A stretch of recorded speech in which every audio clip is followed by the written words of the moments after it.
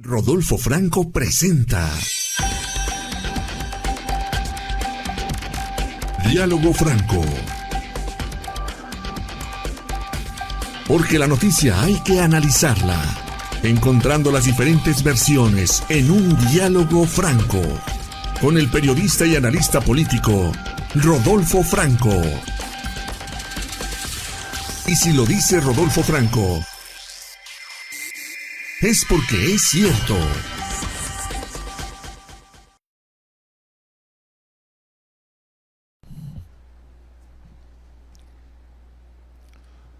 Bienvenidos a una edición más de Diálogo Franco. Recuerda que la semana pasada y la antepasada le comenté que estábamos realizando un trabajo para que nosotros pudiéramos comprender cómo está estructurado los poderes judiciales federales, los locales, la elección que se va a realizar, los cargos que se van a elegir, el número de personas que se tienen que elegir, etcétera. Para nosotros, debo decirlo, es muy complicado, es complejo, pues porque no conocemos de este tema. Los abogados que litigan, pues ellos tienen un conocimiento muy preciso de qué es lo que va a suceder este próximo 1 de junio, en donde vamos a acudir a votar por jueces, magistrados, pero de diferentes cargos. Esta elección se deriva de la modificación que se hizo al Poder Judicial, la reforma al Poder Judicial, para que ahora todos los juzgadores sean votados por el pueblo. Yo no sé si sea lo mejor, eso el tiempo nos lo dirá. Lo que sí es que el próximo junio vamos a ir a votar. No todos los cargos se van a elegir en este 2025, está escalonado, pero vamos a elegir juzgadores federales y juzgadores locales. Le hemos invitado el día de hoy al magistrado David Pérez. Él es magistrado del circuito del primer tribunal colegiado. Ahorita nos va a explicar cómo está conformado para que nos platique en este caso la conformación del Poder Judicial Federal.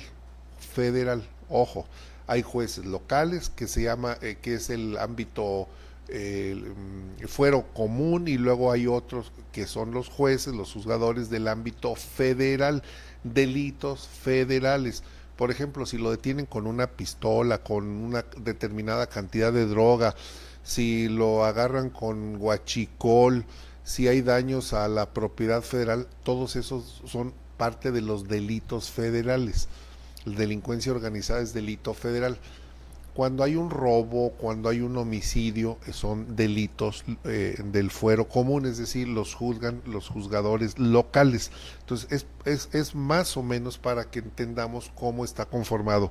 Magistrado David Pérez, ¿cómo está usted? Muy buenos días. Bien, Franco, muchas gracias por la invitación. Buenos días. Gracias que nos acompaña, magistrado, que se toma el tiempo. Yo creo que es muy importante que entendamos, primero, esa gran división que existe.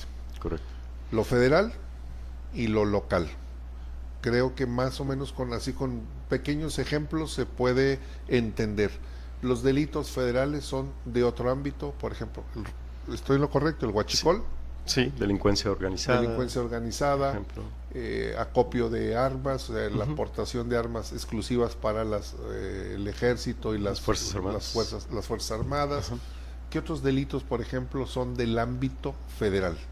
Bueno, hay toda una serie de delitos, pero a veces, para no enredar tanto, si me permites, a la gente en general, es más fácil identificar con lo que comúnmente estamos en contacto o tenemos más noción. Y creo que, como empezaste ejemplificando, es importante. Normalmente los jueces del Estado, que son los jueces locales o del Poder Judicial del Estado, son aquellos que conocen en materia penal de delitos como un robo, un fraude, un homicidio, una violación, delitos que son más, que es más común que se susciten entre la población en general, por decirlo así. Estos son los juzgados del Estado, que claro, también conocen de materia civil, penal, que se encargan de los divorcios, de los juicios de propiedad, cosas más comunes entre la población. A ellos les revisa, por decirlo en términos más llanos, el Supremo Tribunal de Justicia del Estado y sus respectivas salas, que ahí es donde están los magistrados del Estado. Okay.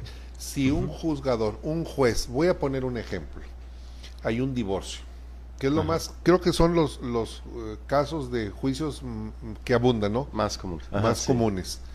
Si un juez resuelve sobre quién se queda con el niño, si la mamá, si el papá, etcétera, y la parte, una de las partes no está de acuerdo con la resolución del juez, se va hace una petición para que revisen la actuación de ese juez, y esa revisión llega a los magistrados locales. ¿Ellos son los que revisan? Sí, cuando en un juicio de primera instancia, como podría ser un divorcio, en los casos en que sea recurrible, que alguien se quiera inconformar, sí, en un primer momento se inconforma, presenta su recurso ante el Poder Judicial del Estado, ante los magistrados del Estado. Los magistrados del Estado, correcto. Cuando ellos ya resuelven, los magistrados del Estado, el único medio de impugnación que le queda en manos es el juicio de amparo. Si es que no está satisfecha la persona, dice, no estoy de acuerdo con lo que resolvió el juez, no estoy de acuerdo con lo que resolvieron los magistrados. ¿Los magistrados resuelven de manera colegiada o es? Sí, es de manera colegiada. De manera colegiada. Por regla general. Aquí son 11 magistrados en Aguascalientes, sí. Sin embargo, actúan en salas también. Y se especializan. Se especializan en penal, en civil, etcétera. Y si no está de acuerdo esa persona, entonces, a ver, primer paso, un divorcio, un juicio, no estoy de acuerdo con la resolución del juez, me voy con el recurso con los magistrados locales del Estado. Resuelven nuevamente en contra o no estoy satisfecho con la resolución, y entonces tengo una opción.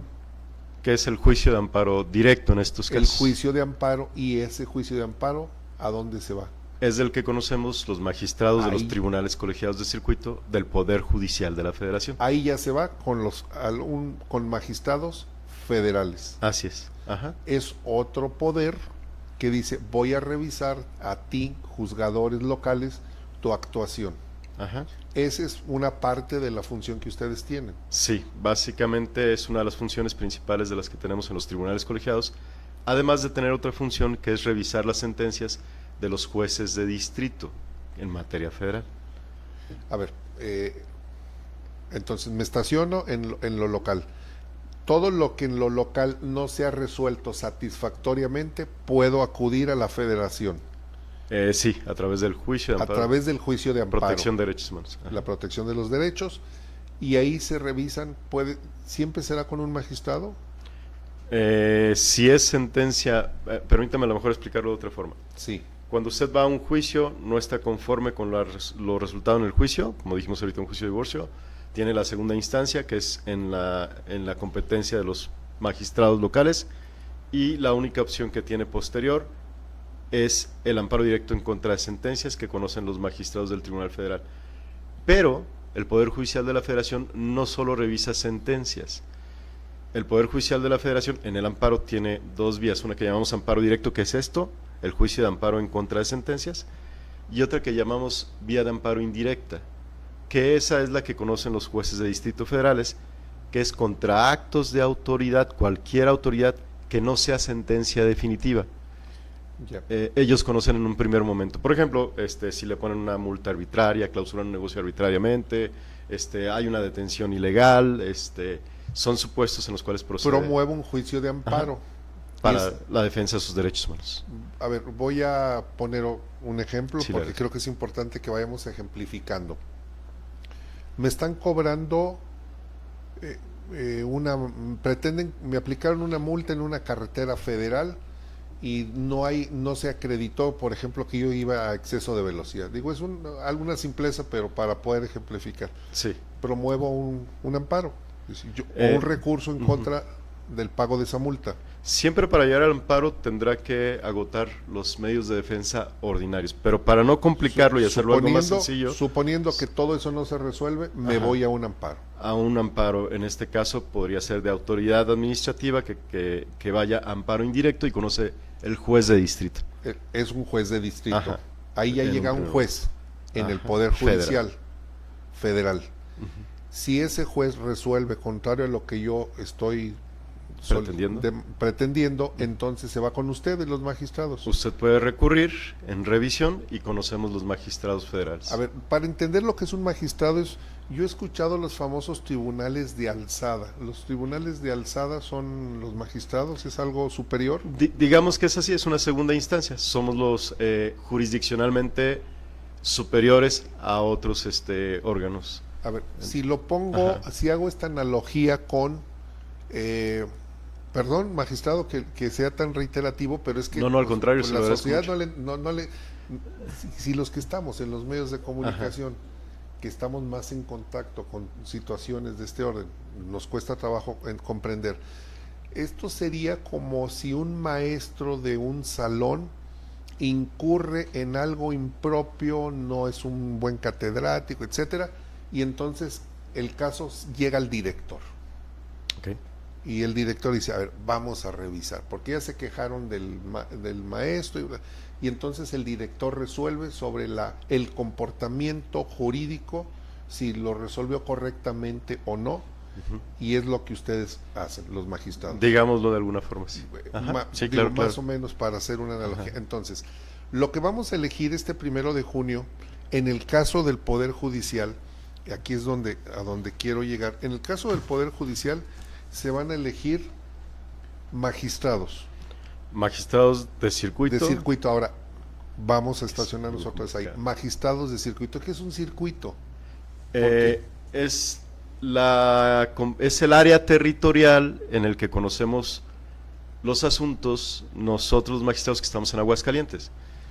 Los que somos magistrados de circuito, del 30º circuito que tenemos residencia en Aguascalientes, conocemos de todos los asuntos federales en nuestra competencia dentro del estado de Aguascalientes.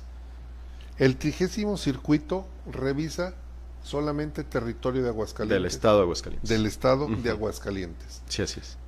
Ese es el 30º y hay diferentes, o sea, la República... Hay un circuito por cada entidad federativa, por cada estado. Correcto, entonces Aguascalientes es el 30º circuito, como la comandancia de la zona militar es la 14 zona militar. Algo así. Algo similar. Y entonces vamos a elegir a los magistrados, que son revisores del trabajo de los jueces, de los jueces federales y en ocasiones cuando llegan de lo local también. Sí. Correcto. Vamos a elegir jueces también, o sea, de lo local, porque también a nivel federal se van a elegir magistrados, etcétera, pero hablándolo de Aguascalientes. De lo local, hasta donde tengo entendido, elegirían a todos los magistrados y jueces del Poder Judicial del Estado. Jueces del Poder Judicial. En el caso de los magistrados, ¿cuántos magistrados de circuito componen en este momento el 30º circuito? Okay. En el caso de los magistrados federales, para ser claros, son 4 tribunales colegiados que cada uno se conforma por 3 magistrados. Entonces, en total, en Aguascalientes habemos 12 magistrados de circuito. Hay 12 magistraturas de circuito. Estos grupos de magistraturas, de magistrados, ¿están especializados? Porque son 4, supongo que deben de estar especializados penal o conocen de todo. A diferencia de lo que decíamos en el Supremo Tribunal, aquí en Aguascalientes somos de competencia mixta, o sea, conocemos de todos los asuntos que puedan llegar a amparo. Por eso le llaman mixto. Así es, porque conocemos penal, civil, pero en amparo. En amparo. La pregunta, magistrado David Pérez, conocer de penal, mercantil, civil, no sé si también hay derecho administrativo, laboral, administrativo, laboral, sí. Pues complejo, ¿no? Es demasiado complejo. Es un nivel de conocimiento por encima de... Requiere una fortaleza en el conocimiento de las bases de cada una de las materias y tener lo mejor dominado que sea posible al juicio de amparo, para poder, ante cada caso, hacer un estudio más profundo. Aquí el elemento, el eje principal es el amparo. Todo llega en amparo. Sí. Y eso es lo que y es donde ustedes están especializados. Ahora, tienen 3 magistrados. Los magistrados a su vez tienen personas que les ayudan, que son los secretarios. Así es. O sea, se apoyan en... Contamos con cada ponencia con 4 secretarios que son proyectistas. La ponencia es el grupo. Ajá, la ponencia es, cada magistrado cuenta con 4 secretarios que conforman su ponencia. Ellos son proyectistas, presentan un proyecto de resolución y nosotros lo revisamos. Y de 3 magistrados, entre 3 toman la decisión. Sí, se hace una sesión en donde nos reunimos los 3 y discutimos los asuntos. Esos proyectos, resoluciones propuestas, previamente se circulan una semana antes para conocimiento de cada magistrado. Cada magistrado estudia sus asuntos, los asuntos de las otras 2 ponencias, y se llega al día de la sesión, y el día de la sesión se votan. Si estamos de acuerdo por unanimidad, simplemente se votan. Si hay un punto de discusión, de diferencia, se procede a discusión, y ahí es donde se toma la decisión. ¿Hay un voto de calidad? Que, por ejemplo, pues de 3, pues 2. Siempre será mayoría o unanimidad en los tribunales. Mayoría o unanimidad. De 2 a 1 con 2 o a 1 3. y con eso. No existe el voto de calidad. No. Decir, no, señores, no hay. Existe el voto en contra. Cuando alguien no está de acuerdo y quedan 2 personas que conforman la mayoría, el que está en contra, si bien no forma parte de la resolución, pero puede emitir su opinión del por qué no estuvo de acuerdo con sus compañeros. Por la que no está de acuerdo. Ajá. Ahí no hay quien presida o hay quien coordine, cada quien trabaja y cada año asume uno de los 3 magistrados la presidencia del tribunal. La presidencia del tribunal lo que implica es que en ese año que le corresponde a uno de los magistrados se encarga del trámite de los asuntos, de ponerlos en estado de resolución para poderlos turnar al magistrado que se va a ocupar de conocerlo a fondo para resolver. Nada más, lo recibe, aquí te toca esto, en eso, pero no es que sea el que mande, digamos, no, es un coordinador. Es un coordinador. Es un coordinador. ¿Cuánto dura un magistrado en su encargo? Un magistrado en su encargo, una vez ratificado, hasta donde están las reglas anteriormente, duraba hasta que se jubilaba. Actualmente... Sí. Por eso es la reforma. Es la reforma, ajá, entre otras cosas. Pero actualmente durará durante el periodo que esté designado por la norma, para después poder ser o bien sujeto nuevamente a procedimiento electoral y estar en procesos de reelección, ¿no? ¿Pero cuánto va a durar? 6 años, si no mal recuerdo, es la base. Y luego vendría volver a participar en un proceso electivo. En el caso de que nos ocupa del magistrado David Pérez Chávez, actualmente está en funciones. Su servidor se encuentra en funciones en el tribunal. Ahí se tienen que votar mujeres y hombres. Y si por ejemplo ustedes son 12, necesitan tener 7 mujeres y 5 hombres, porque debe haber una más. Hasta donde tengo entendido, y lo que yo he podido advertir de las normas que ha dado el INE, hasta ahorita yo entiendo que de las plazas que van a proceder a ser sujetas de elección, deben de ser la mitad hombres y la mitad mujeres. Mitad, no mitad más uno ni nada, mitad y mitad. Sí, hasta donde yo lo tengo entendido, así son las reglas. Entonces serían 6 y 6. No, permítame, es que lo que sucede es que si recordamos, se supone que en 2025 la mitad de las plazas de titulares son las que van a entrar a proceso electivo y la otra mitad entran hasta 2027. Ok. Sucede en Aguascalientes que de los 12 en realidad se van a concursar, no es concursar ahora, van a ingresar a procedimiento de elección 8 magistraturas, okay, porque hay personas que se jubilaron, se retiraron. 8 en lugar de 6. Así es. Son las que se van a elegir. Perdón, 10, 8, ahí tengo una confusión. Creo que son 8, perdón, o 10, no recuerdo, pero son mitad 8 y mitad de esas plazas, las que mitad para mujeres y mitad para hombres. Pero, es el proceso. Pero van por 8, o sea, la reposición de 8. Ajá. De 12 se reponen 8. Sí. Usted tiene, pues evidentemente, si se inscribió, pues es porque tiene la... Ahora, veo una lista muy nutrida. Bueno, antes de preguntarle, magistrado David Pérez, ¿los secretarios, los proyectistas, se van a elegir o ellos son trabajadores y van a permanecer. Ustedes también son trabajadores, me refiero, claro, a que no son cargos de elección. Los secretarios todavía no son cargos de elección, son parte de la carrera judicial. Y ya no va a haber problema porque colgaron lonas y ahí estaban molestos. Lo que pasa es que la molestia que se presenta hacia nuestros compañeros secretarios es que ellos han ido avanzando en su carrera judicial a través de exámenes y de estudio. A partir de esta situación ya no pueden ir a un concurso por capacidad o examen, sino que ahora tienen que ingresar a un proceso de elección. Es por lo que popular. Estaban molestos, ¿no? Porque hay personas que van subiendo y ahora ya no.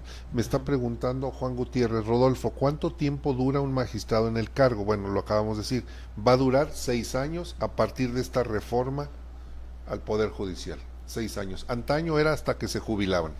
Así es, previa ratificación, obviamente.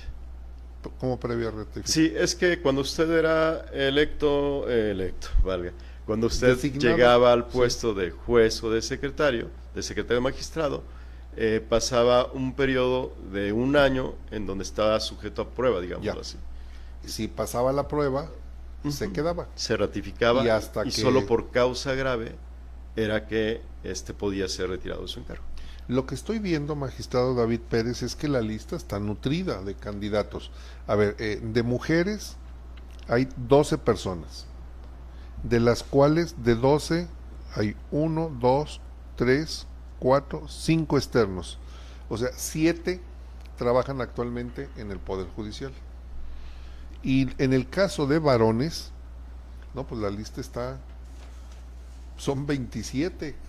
Son 27 personas, de las cuales 1, 2, 3, 4, 5, 6, 7, 8, 9, 10, 11, 12, 13. 13 trabajan actualmente en el Poder Judicial. Quiere decir que 14 son externos, por llamarlos así, son abogados que están buscando formar parte de. ¿Tiene ventaja quien está ahí en el Poder Judicial por el conocimiento que tiene? Me voy a disculpar un poco porque por los tiempos y por la norma yo no podría hablar mucho de estas circunstancias. Pero la base general para la ciudadanía en general es poder analizar las aptitudes y los perfiles de las personas en la impartición de justicia. Porque la labor es diferente. ¿Y cómo lo podemos saber, magistrado David Pérez?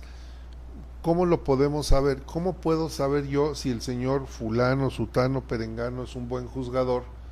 Si yo, por ejemplo, ciudadano común y corriente en la vida he tenido una situación, a menos de que alguien tenga un litigio y su abogado le diga es que este juez, porque los comentarios, es un buen juez, es un mal juez, es ignorante, está vendido, se corrompió. Pues, pero yo creo que el 90% de la población pues no ha estado en este tipo de circunstancias, y hacer una evaluación o un juicio sobre un magistrado, sobre un juez, puede ser muy subjetivo, porque siempre cuando le va uno bien, dices, es como con el médico, ¿no? Me resolvió mi problema de salud, pero si no se resuelve, dices, mal médico, y a lo mejor yo no seguí el tratamiento, ¿no? Y por eso digo, mal médico. ¿Cómo podemos evaluar? ¿Dónde están las currículas de las personas, el tiempo que han trabajado, lo que han hecho? ¿Cómo lo podemos conocer? Ese es el gran problema. Bien, creo que es una situación muy compleja para la sociedad en general. ¿Sí? Sin embargo, permítame la analogía como lo hizo usted hace rato. Sí. Cuando vamos a buscar a un doctor especialista en cardiología, lo más seguro es que yo no conozco a un solo cardiólogo, porque nunca me he enfermado del corazón. Sí. Y pues, ¿qué es lo que hago normalmente? Al menos su servidor. Pues trato de buscar los médicos, y afortunadamente ahorita existen muchas vías de comunicación y de consulta, como puede ser el internet, y trato de buscar información que sea lo más seria posible para poder analizar si el doctor tiene buenos antecedentes, si el doctor tiene un buen desarrollo curricular en su ciencia. Creo que son las formas más próximas en un proceso tan corto y tan apremiante para nuestra sociedad. ¿Qué sería relevante también?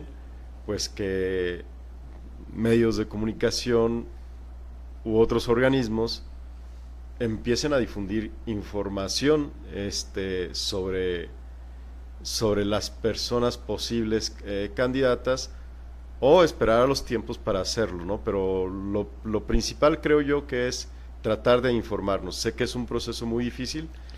Sí, es que imagínese, magistrado, lo que me dices, como luego dicen, lo compro, es totalmente correcto. Si yo quiero conocer de un médico, ingreso a Doctoralia en Google, y en Doctoralia viene comentarios y todo, dice buen médico, etcétera. Pero ¿dónde dice el Legislalia o el, sí, lo sé. ¿dónde viene? A ver, recomendaciones de jueces buenos, malos, venales, o sea, ¿dónde? No hay. No existiría eso. No existe. Esto es a través de colegios de abogados, a través de litigantes que les dicen, oye, ¿tú conoces a tal persona? Pues sí, ¿y qué tal? Es medio malhechón, pero pues ahí va, y te ayuda, por ejemplo, tengo el conocimiento, al menos en el poder judicial local, dice, el juez fulano de tal es garantista a más no poder. Y eso es una ventaja, ¿no? Porque bajo el principio de presunción de inocencia, de que todos somos inocentes, pues eso le da una ventaja. Hay otros que dicen, mira, este cuate es como el que avienta los exámenes así, y el que quede en el escritorio pasa, y el que no, dice, cuidado si te toca ese juez. Así hay algunos casos, de otros dicen, pues, más o menos. Pero no hay un documento que diga, el señor fulano de tal. Mira, por ejemplo, tengo aquí el listado de magistradas de circuito y juezas de distrito. Es un trabajo que nos comprometimos a hacer. ¿Quiénes son? Y yo reviso la lista y digo, pues no sé, por ejemplo, está Lafita, Mauricio Lafita, pues es un funcionario público, pues lo conozco, y luego todo lo demás, pues pertenece al Poder Judicial, pertenece pues, externo. Román Quirós Alfonso, lo conozco, pues es magistrado en este momento, o sea, más o menos conoce algunos, pero está difícil, y luego llegar a la boleta y ver todo esto, va a estar bien complicado. Y yo sé que la pregunta no es para usted, magistrado, de si es buena o mala la reforma al Poder Judicial, no lo voy a meter en problemas, pero creo que más bien el problema lo tenemos los ciudadanos para ponernos a elegir. En gran medida sí, y las circunstancias son complejas, pero es algo que nos apremia interesarnos por. Sí. Y entiendo que, por ejemplo, a veces los perfiles o lo que se puede conseguir de información no es tan completa o es escaso, pero creo que lo que se pueda conseguir por lo menos sí nos permite ver si hay alguien que tiene experiencia y conexión hacia el sistema de justicia.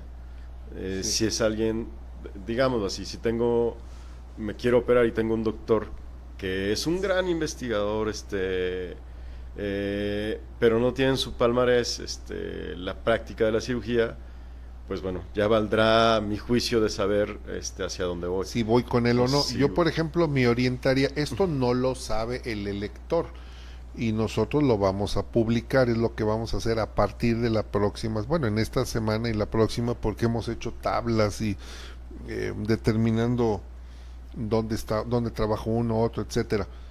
Para mí, el primer elemento sustantivo sería, esta persona actualmente trabaja en el Poder Judicial, y eso me da una referencia, es decir, si está ahí es porque es una persona que ya tiene experiencia, conocimiento.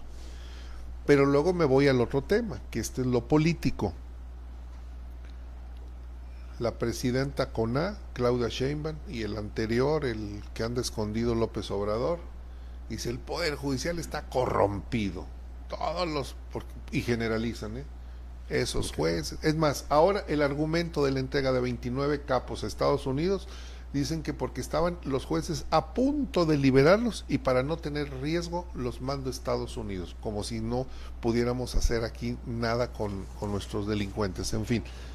Entonces hay una ambigüedad. Decir, yo voy a ir a votar por mi juez, por mi magistrado. Y dices, ¿trabaja en el Poder Judicial? No, pues no, ¿cómo lo voy a votar? Y por el otro lado yo diría, bueno, si el señor trabaja en el Poder Judicial, es una persona con conocimiento, con experiencia, a diferencia de fulanito de tal, que es un funcionario público, que no ha juzgado, que no tiene conocimiento de cómo, inclusive cómo funciona. Porque el procedimiento, hay que llegar y apenas conocer cómo funciona el sistema judicial. Si me permite, yo creo que tenemos que apelar un poco a la inteligencia propia de las personas.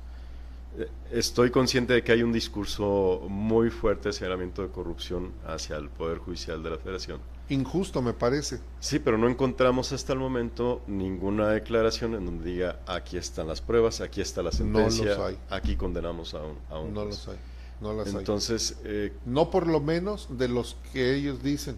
Digo, ha habido algunos.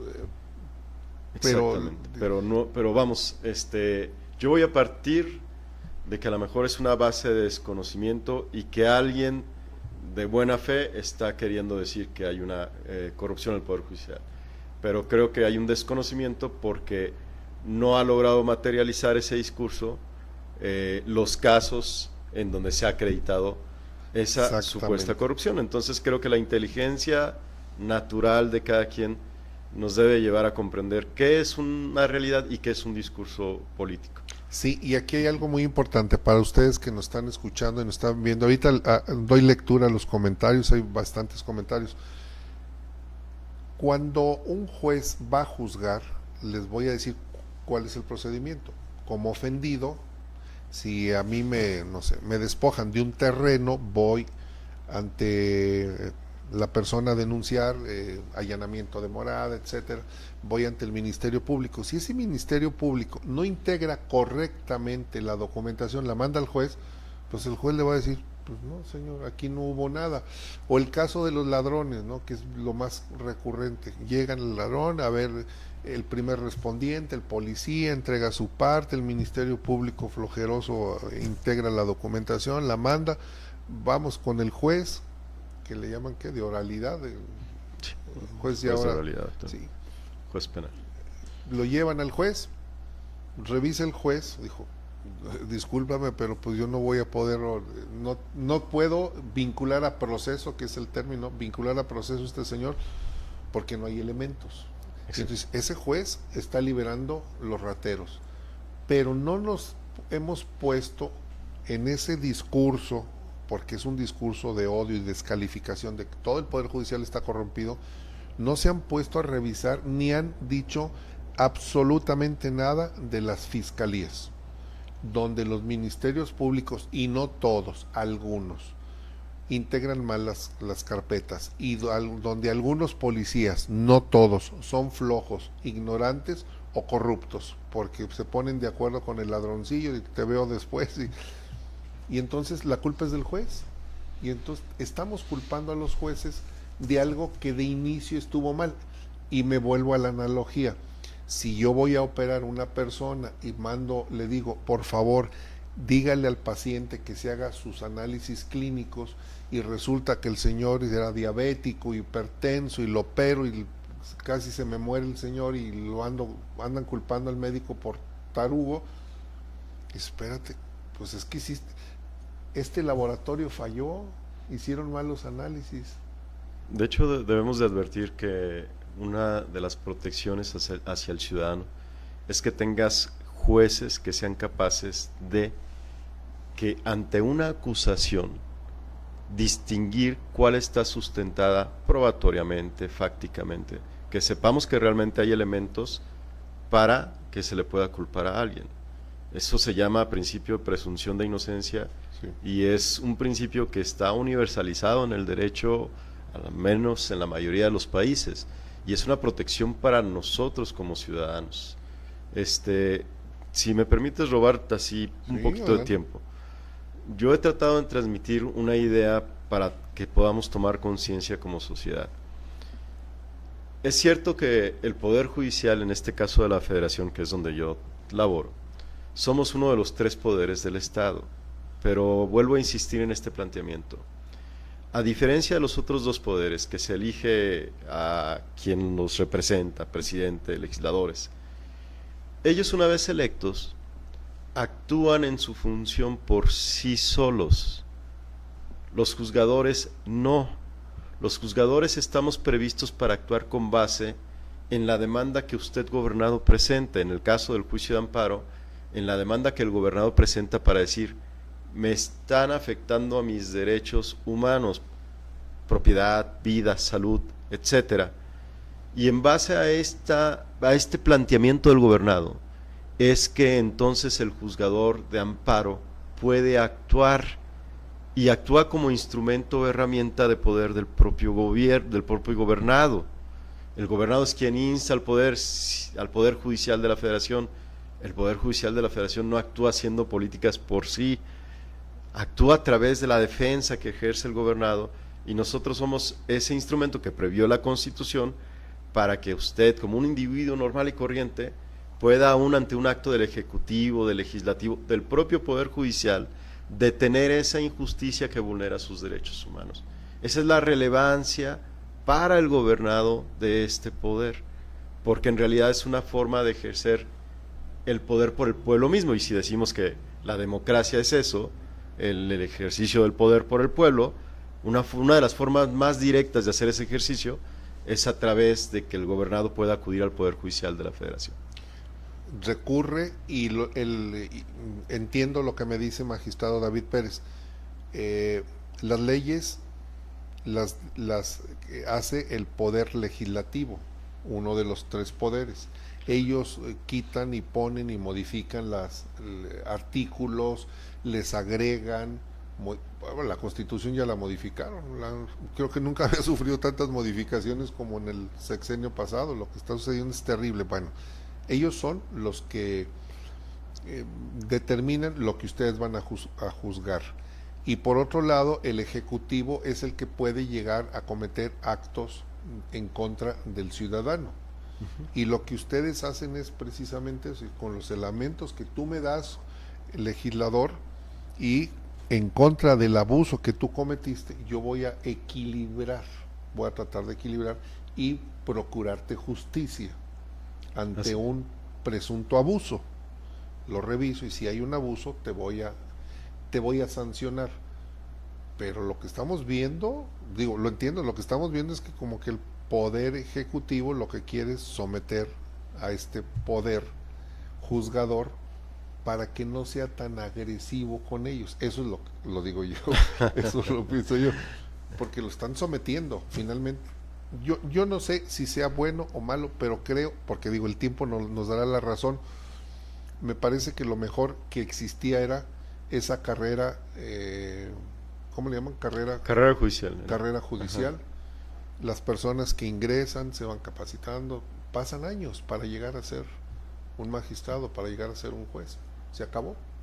Ahora cualquier chango puede inscribirse y si se lleva toda la banda, toda la familia, que si es numerosa la familia, va a ganar, porque va a ser por voto, no por capacidad, conocimiento, cualidades, palmarés, como lo dice. No, eso ya no va a valer. Ahora van a ser el número de personas acarreadas. La única forma de dar contrapeso a esta situación que usted menciona es que realmente como sociedad cobremos conciencia y podamos participar conscientemente. Sé que es un proceso que es difícil, pero que o nos aproximamos a ello o buscamos la forma de acercarnos a ello, o entonces sí tendremos un riesgo de poder perder a un poder judicial que pueda ser autónomo e independiente. Sí, aquí el llamado para las personas que nos están escuchando y nos están viendo es que sí acudamos a votar. Todavía hay muchas nebulosas en torno al proceso, sigue habiendo nebulosas. El propio Instituto el Nacional Electoral tiene algunas dudas. Aquí el Instituto Estatal Electoral se pronunció en contra de unas decisiones en cuanto a la conformación de las listas por parte del Ejecutivo. Ya el responsable de esa área del Poder Legislativo le puso una barrida y trapeada al Instituto Estatal Electoral, les dijo, ustedes no se metan en donde no deben. Y me parece que eso está mal, muy mal, pero bueno, ya hay una severa confrontación. Nuestro trabajo como medios de comunicación es poderle decir al ciudadano qué es lo que vamos a hacer, cómo se va a elegir.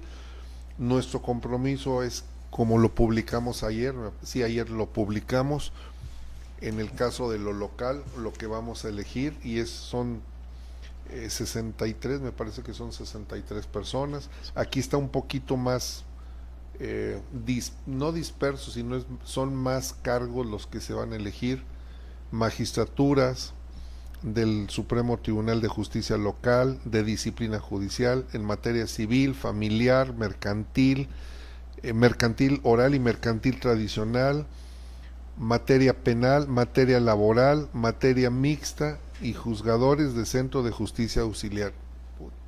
Está complicadísimo que podamos entenderle, pero ese es nuestro trabajo, que la gente vaya entendiendo un poco. Hemos hecho algunas tablas ya, tenemos las primeras tablas de quiénes son. Por ejemplo, la primera tabla que elaboramos, tenemos un candidato para el Poder Judicial que tiene doctorado, luego lo agrupamos que tienen doctorado, que tienen maestría y que tienen nada más la carrera. O sea, eso nos puede dar una idea, ¿no?, de los años que tienen de que se titularon y que están en el ejercicio, en el conocimiento de la materia, etcétera. Es una forma. Yo creo que es una forma entre la capacidad académica, pero también será importante la experiencia profesional. Sin duda. En qué rubro Sin duda. Es donde se ha aproximado en el ejercicio de su profesión. Y pues vaya, entiendo yo que es un ejercicio muy complicado porque son demasiados puestos a elección. Pero pues tenemos que hacer el esfuerzo, porque estas reglas están dadas en este momento así. Sí, lamentablemente.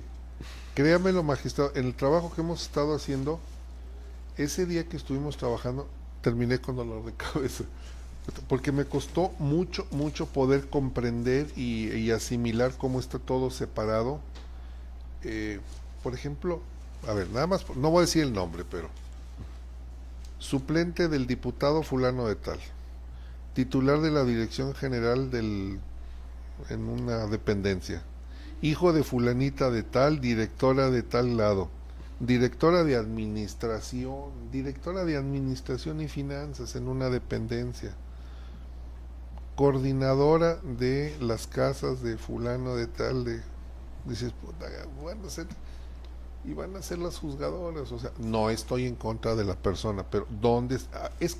A ver, si a mí me dijeran, vente como titular de tal dependencia, yo digo, pues es que no tengo experiencia. No importa, ahí la vas adquiriendo poco a poco. No, tienes que tener experiencia. Yo le pongo un ejemplo, magistrado, nada más para que las personas nos entiendan la importancia de la experiencia y el conocimiento. Yo soy ingeniero civil de formación, es la carrera que estudié.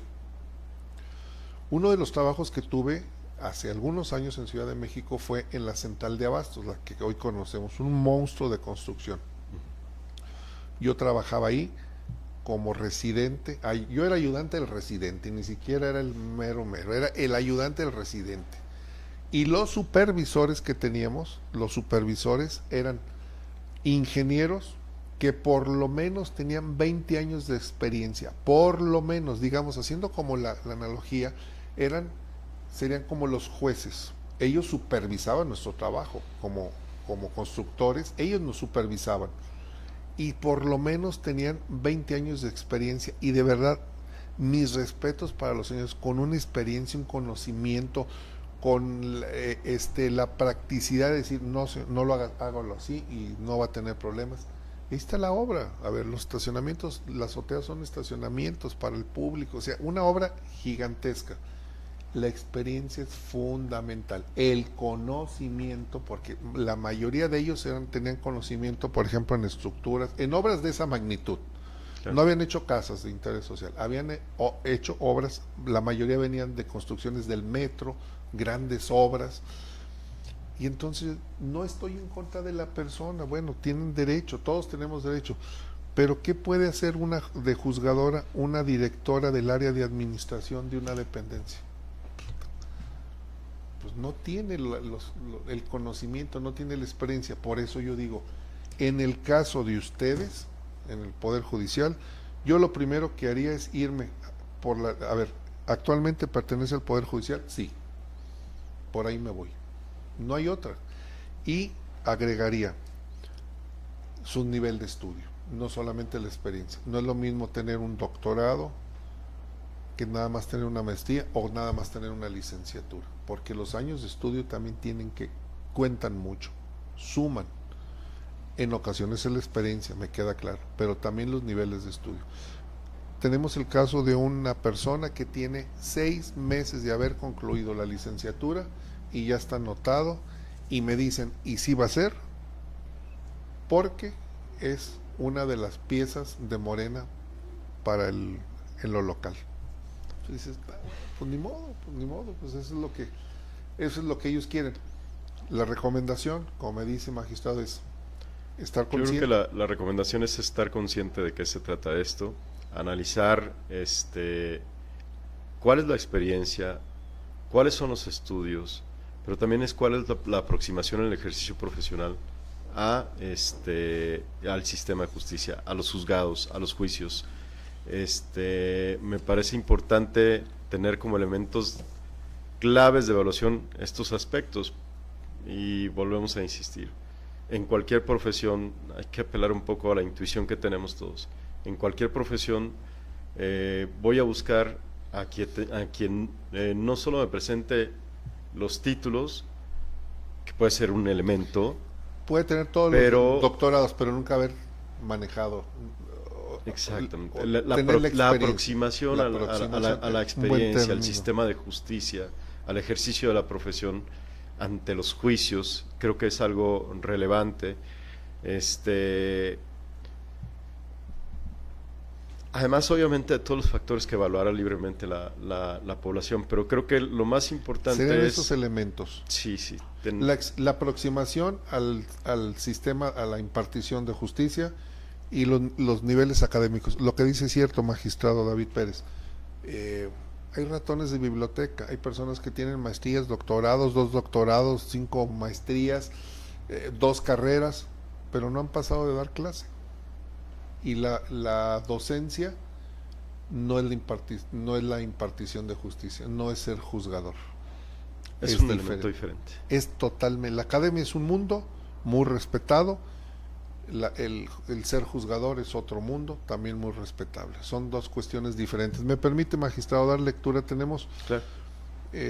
Comentarios. Está al pendiente del programa Fernando Sánchez, Efren Ortega, Tomasa Flores, Olmos PD, Isi Cuevas, Futuri Güero Cuellar, Israel Sánchez, Manuel Gajón, Gina PRMX, Esteban Pedrosa, José Pérez, Dulce y Pablo Medina, Sultana García, Franco Ana, Irene Reyes, Mari Soto, Arroyo, Naranjo Álvarez. Dice Franco Ana, pésimo los candidatos, algunos con carreras express y sin experiencia. Pues es lo que estamos comentando. Perico Vázquez al pendiente, Trino Rubalcaba, Trino Rubalcaba, no es diputado, ya no sé. David Ramírez Llamas al pendiente, Bernardo Reyes, Narces Mendoza Arjona, Juan Gutiérrez dice saludos al buen Rodolfo Franco, gran amigo. Muchas gracias. Rogelio Martínez al pendiente, Ricardo Pérez, José Franco Muñoz. José Franco Muñoz está inscrito como candidato a magistrado. Un hombre con experiencia. Está en el poder, está en el ¿cómo le llaman? Tribunal electoral. No, laboral. Junta de conciliación. No. ¿En cuál? Tribunal Superior de Justicia. Dice saludos al buen Mari Consoy, le responde saludos también Mari, ese Juan Gutiérrez es un chairo, dice Mari Consoy. Bueno, pues está saludando. Cuellar Ortiz, abogado, saludos, un buen abogado. Marco Cuellar Ortiz, un buen abogado, está inscrito también. Vamos a platicar, de hecho ya tenemos la invitación para que nos acompañe. Queremos platicar con todos los... Claro. Antonio Laris. ¿Antonio Laris no es juez? Sí, ¿verdad? Es un juez local. Del Fuero Común. Tere Padi al pendiente. Bueno, ya se respondió la pregunta de cuánto dura un magistrado. Hipólito González. Juan J. Cervantes, buen día. Aclarar si son 65 o 66 las personas a elegir en el ámbito local. Son 63, si me checan, ayer publicamos una infografía, Juanjo, creo que son 63 personas las que se van a elegir, si mal no recuerdo son 63 en lo local. Marco Antonio Ponce al pendiente, Cuquina López también. Teodomira Zapata dice, saludos Rodolfo Franco para usted y todos en el estudio, muchísimas gracias. Adriana Moraza al pendiente, Antonio Ramírez Arcíbar. Juan Gutiérrez dice, la ley antinepotismo que llega en 2030 aplica también en el Poder Judicial.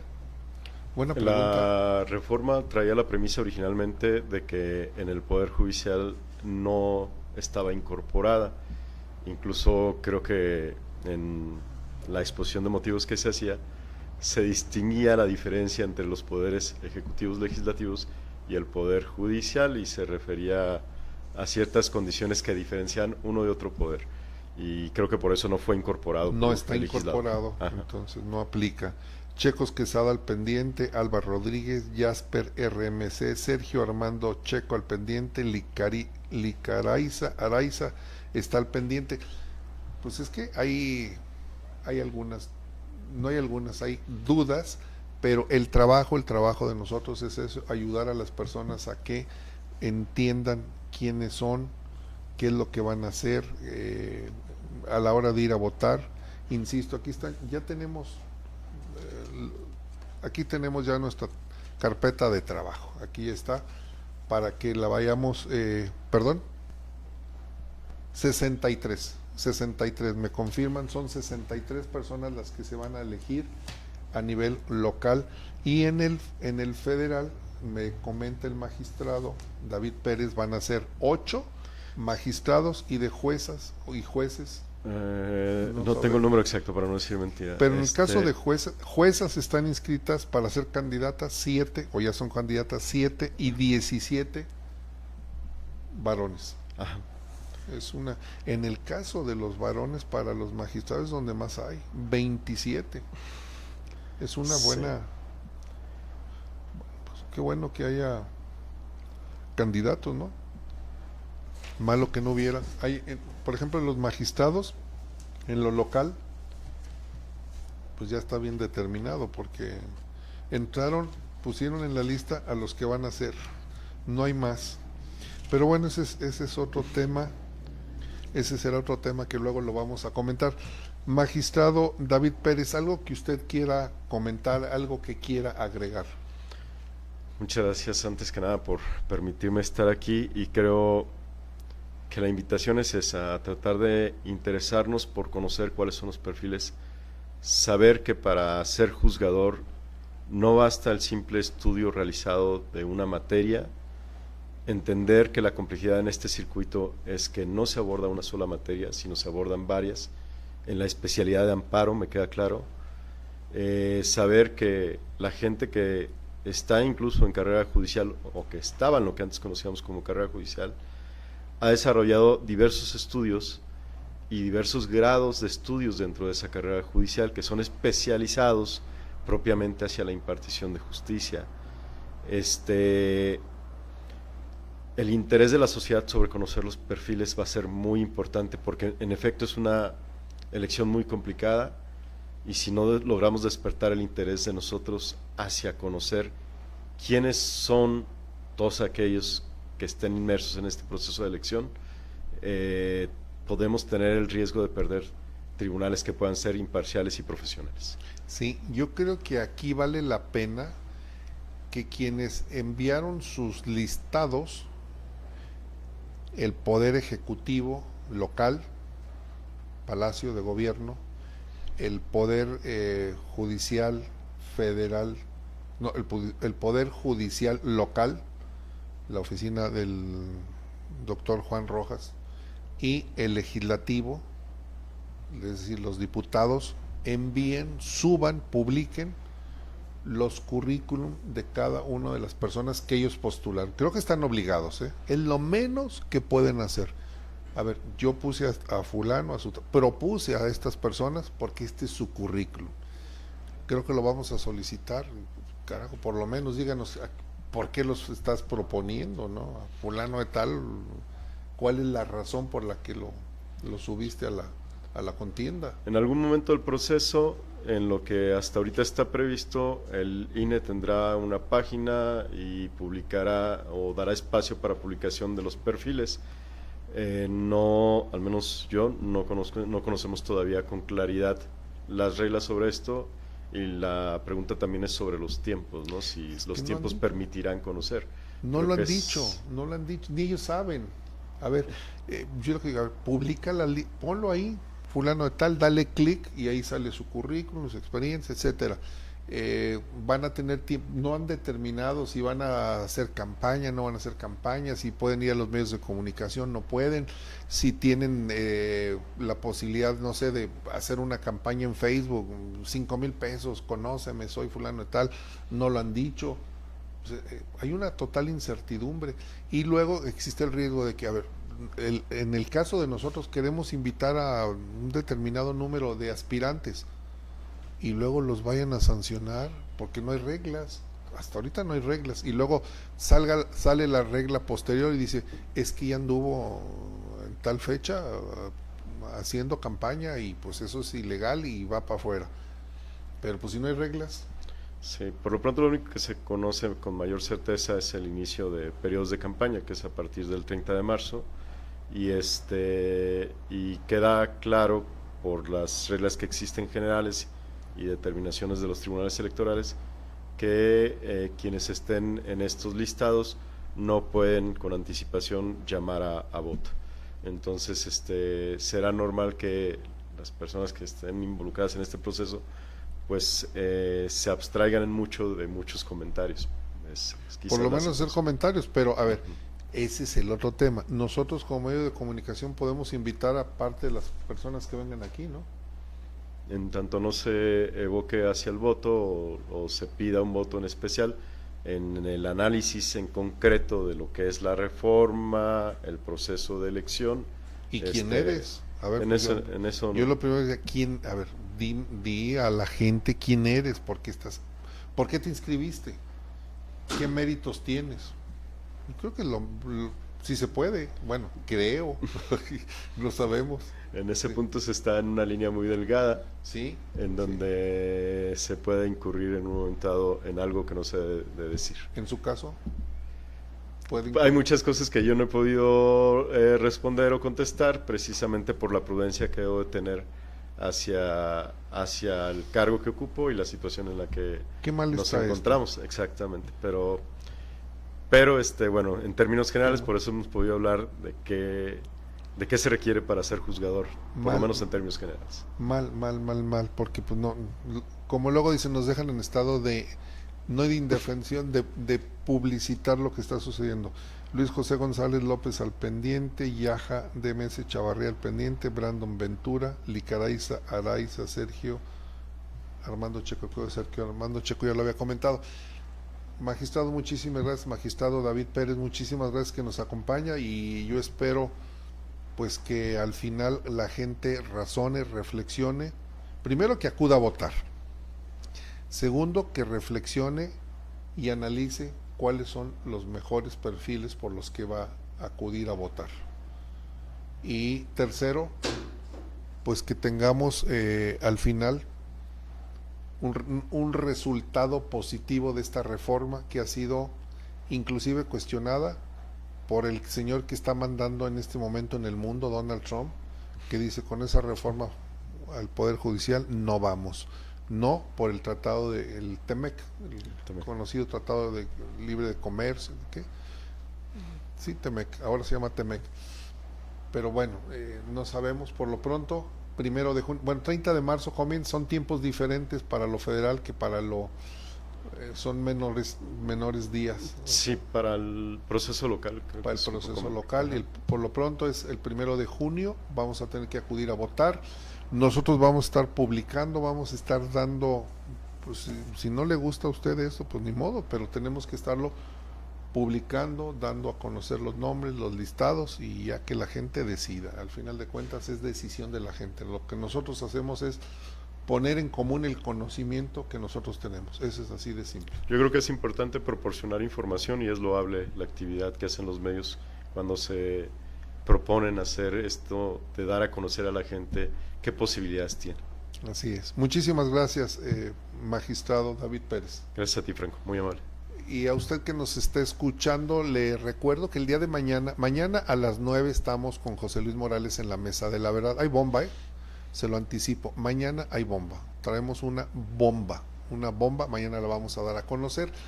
Y el lunes ya estamos de regreso en este espacio a las 9 de la mañana, así como siempre se lo he dicho, 9 en punto, que será un programa más. El de hoy es un programa menos.